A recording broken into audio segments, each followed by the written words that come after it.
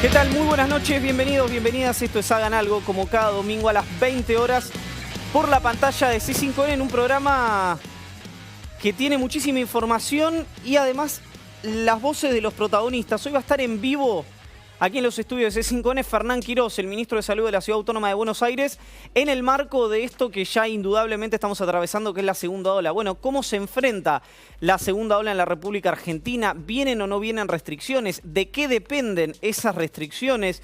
Esta carrera entre la vacunación y los contagios, ¿es posible que la gane?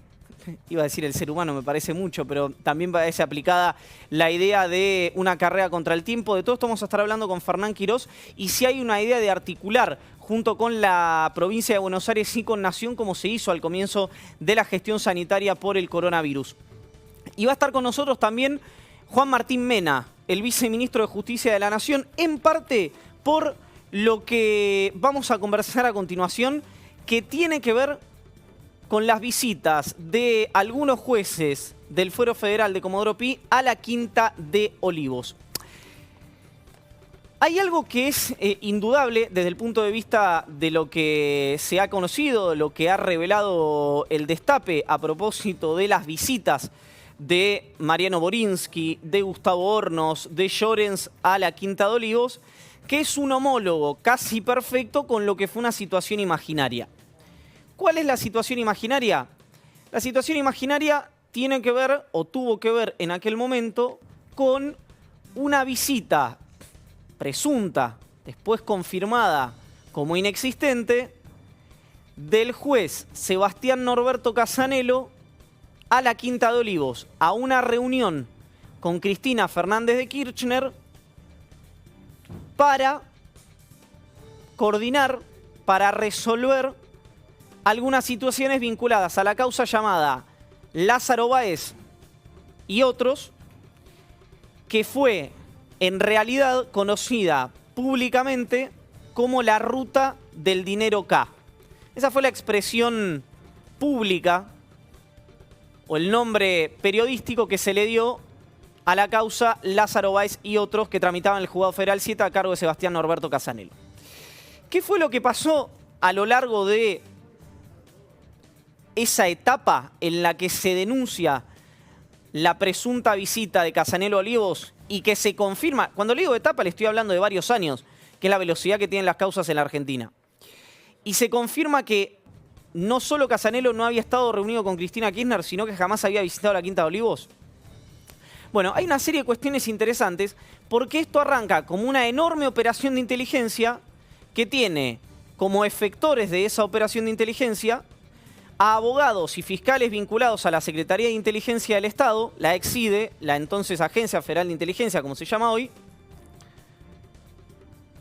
y tenía también como determinante de esa operación de inteligencia a Lázaro Báez.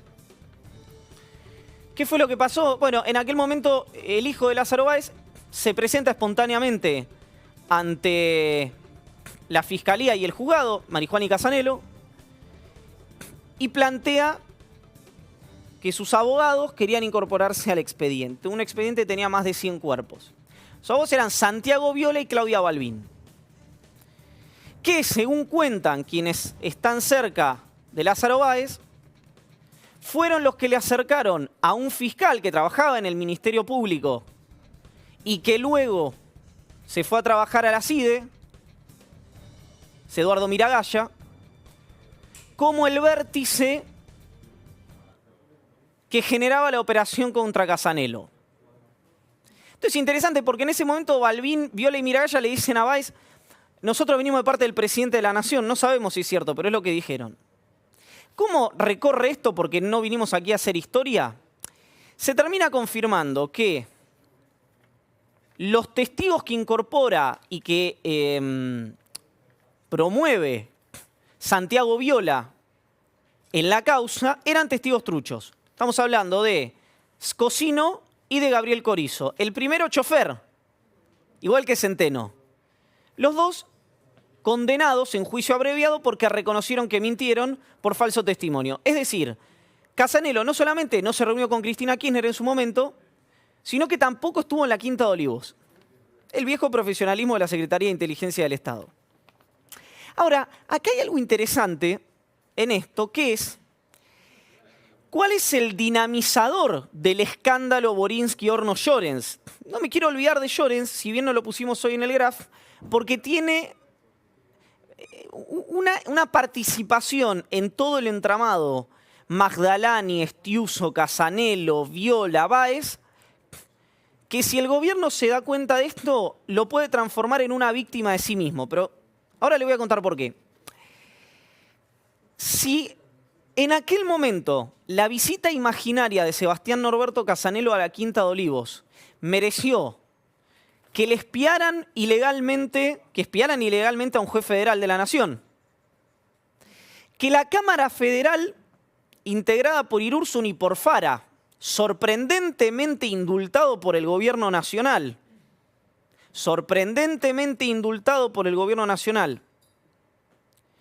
lo hayan denunciado penalmente a Casanelo, haciéndose eco de la operación, en este caso de la CIDE.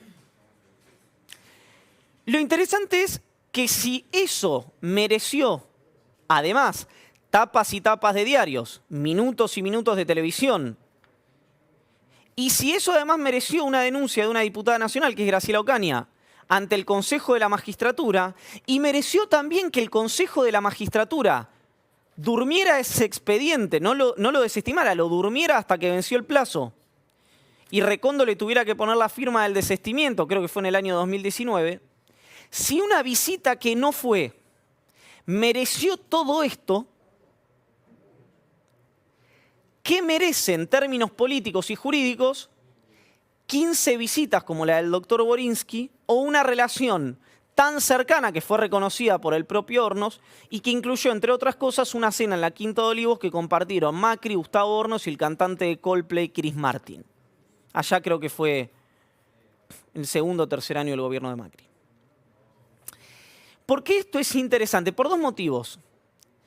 El primero, que hoy Borinsky, que perfectamente podría haber dicho, yo me fui a reunir por Justicia 2020, y uno podía discutir la cantidad de veces, o si el lugar era la Quinta de Olivos, y si era fuera de un marco institucional, pero no el tema, pero le dio un carácter social, le dio un carácter de amistad.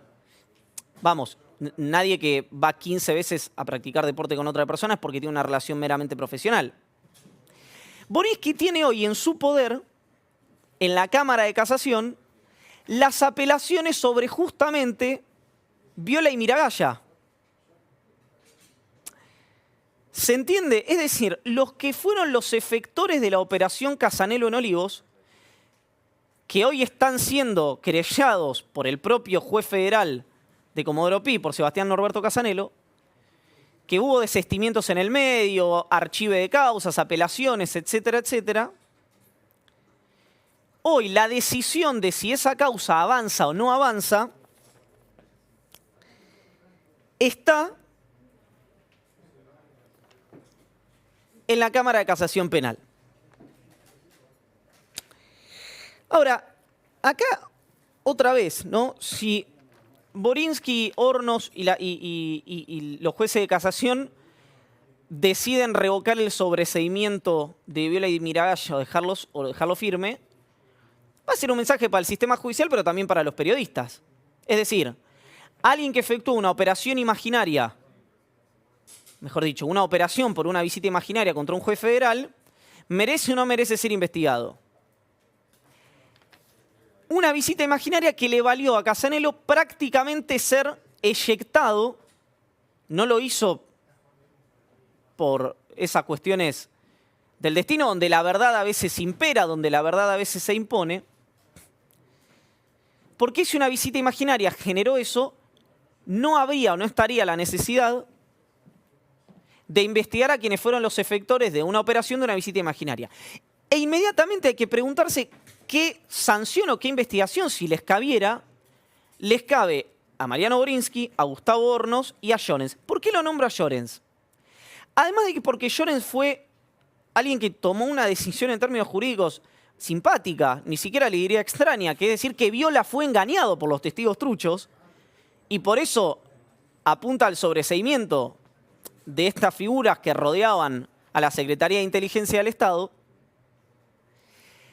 Además, formó parte, junto con Mariano Borinsky, de una situación olvidada, absolutamente olvidada, porque fue muy menor, pero que los puede condenar, en términos de la decisión jurídica que tienen que tomar sus pares, por una decisión que tomaron ellos mismos. Le cuento rápidamente. En noviembre del 2016 se publica una nota en el diario Clarín que da cuenta de una reunión en la provincia de Buenos Aires, más precisamente en el municipio de Moreno, entre Daniel Rafecas, Sebastián Casanello, Gustavo Vera, Sánchez Orondo y otros que podríamos llamar laudatistas, hombres cercanos al Papa Francisco, a Jorge Mario Bergoglio. Esa reunión, el objetivo, y que después usted lo puede corroborar en términos de lo que ocurrió, era para organizar una suerte de jornadas antitrata, antimafia, que se organizó Gustavo Vera en la legislatura porteña. ¿Qué pasó ahí? En la nota publicada, el periodista dice, presuntamente se habría hablado de las causas que Jaime Estiuso motoriza en contra de los presentes y ver cómo se defendían. Palabras más, palabras menos, esto dice la nota. ¿Qué hace Estiuso con esa nota? Va y se presenta en Comodoro Pi y dice, yo quiero que se investigue por si voy a ser víctima de persecuciones judiciales o algo por el estilo. Esa causa que Servini no le da bolilla, Bruglia y Bertuzzi no le dan bolilla, dice, no, esto no se puede investigar, es una hipótesis imposible de corroborar y no se puede abrir la investigación por esto, y la cierra Servini, apela a Estiuso, la cierran Bruglia y Bertuzzi, promueven el desistimiento. Y ahí estaba Llorens. ¿Qué dice Llorens? No, esto tiene que investigarse, dice Llorens. Es decir, una reunión entre hombres de la justicia y hombres de la política con un carácter social, según dicen los protagonistas, con un carácter, una agenda judicial, según dicen los denunciantes, tiene que investigarse. Eso dice Llorens. Estiuso apela, porque Bruglia y Bertuzzi rechazan la apelación, la presentación de Estiuso, entonces apela a casación. ¿Qué pasa algo lindo? Que es, Hornos dice, no, esto no hay que investigarlo, coincide con Bertuzzi, con Bruglia y con Servini, y Carbajo y Borinsky dicen, no, esto sí hay que investigarlo. ¿Con qué? Con un argumento que en la validación de ese recurso, de la apertura de ese recurso, uno podría pensar que le cabe perfectamente en esta situación a Mariano Borinsky y a Llorens. Que no doy el nombre de pila porque siempre me confundo con su primo. Que sería la pregunta, entonces, si eso le cabe a jueces que estuvieron en una presunta reunión social, pero los denunciantes dicen que fue con una agenda judicial, le cabe el mismo criterio a los jueces que estuvieron reunidos con el expresidente Macri. Y acá la última pregunta, y ya me voy a ir a la mesa, que tiene que ver con la actitud de la política, la actitud del Consejo de la Magistratura. Una pregunta obviamente que se impone. ¿Qué va a hacer la diputada Graciela Ocaña con la presencia de estos jueces en la Quinta de Olivos? ¿Va a haber una denuncia? ¿Se va a investigar en el Consejo de la Magistratura? ¿Va a ser justamente un representante, en este caso una representante de Juntos por el Cambio, quien impulse, por ejemplo, contra el doctor Borinsky, una investigación a propósito de esto? Naturalmente el gobierno lo va a hacer. Bueno, sería un buen mensaje de que no hay doble vara cuando se trata de la salud de las instituciones y del buen funcionamiento de la justicia.